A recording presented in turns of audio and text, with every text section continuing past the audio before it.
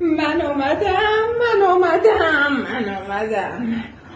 اگه میخوای غذا رو با لذت بخوری رد نکن، پیج منو فالو کن. یک شیرزن خراسان کباب نگاه کن، اگه مجردی فالو کن. حالت خوب باشه. همین تمام. وای اوف، غذا رو همیشه با لذت بخور.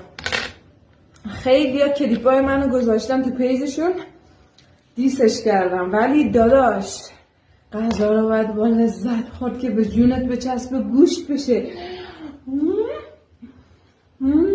وای با کباب جیگر بره بریز به پاش کردم.